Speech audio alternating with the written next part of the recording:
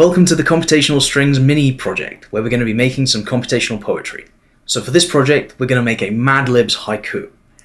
So let's explain what that is. A haiku is a short poem with 3 lines. The first line has 5 syllables, the second line has 7, and the third line has 5.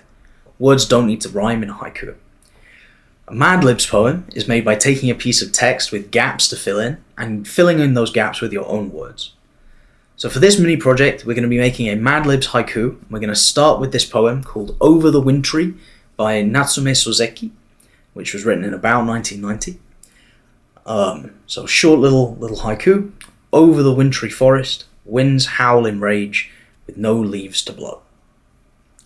To make a new haiku that puts random words into these gaps. So the gaps we're going to be using is over the adjective, forest winds howl in noun, with no leaves to verb. You'll need to make sure that it's still a haiku with the correct number of syllables per line. In order to do that, you're going to need to use the resource function word syllables from the Wolfram function repo. This function splits a word into syllables. So you load the resource function with resource function word syllables, and let's just try resource function word syllables word. It's going to give us word because that's only 1 syllable, but the word syllables of bigger is 2 syllables, and it splits it into 2 little strings for us. So you should try and figure that out, and then you can come back for the next video for the solution.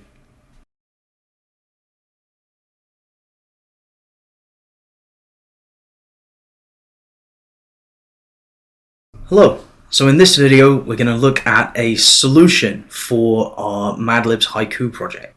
So let's start out with the basics. In order to replace words within our poem, we're going to have to set up a string template.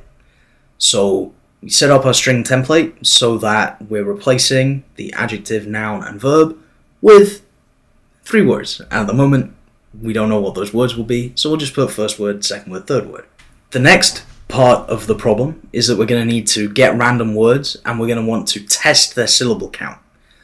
So let's find a random word that is a noun and test the length of its syllables using the resource function word syllables. We can do the same thing with adjective and the same thing with verb.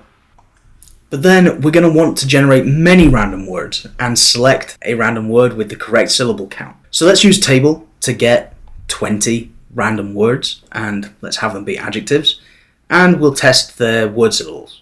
Now we have a list of 20 broken up words, and we're going to want to select ones that are length 3. So we'll just do a select around our table that's length 3, and we just want one of them. So we'll just get the first one in our select. Great, and now that we have a word that is 3 syllables long, we're going to need to flatten it because we've got too many lists now. Got a list of a word, and then we just need to string join those back together to get our word back. So now we have a adjective that is 3 syllables long, and that's what we wanted. So as we're thinking about getting random words with a specific syllable count, we're going to want to see how many syllables we have left on each line. We can see in the first line of the poem, over the something, we need 3 more syllables. You can see in the second line of the poem, forest winds howl in a, we've got 6 syllables there. We can only have 1 more syllable on that line. And with no leaves too, we also only have 1 syllable left because there's 4 syllables there so far. So we need an adjective with 3 syllables, a noun with 1 syllable, and a verb with 1 syllable. Great, so now we can make the haiku. So let's find how to put random words into the poem. So all we need to do is use our string template and the code that we just wrote for our string join and slot them in. So our adjective has 3 syllables, our noun has 1 syllable, and our verb has 1 syllable. We're making sure that we're generating from the random word an adjective, a noun, and a verb in the appropriate spot. This is some pretty ugly code, so let's clean it up a little bit. Let's write a function. I'm going to call it word chooser, and I want to be able to put in the type and the number of syllables.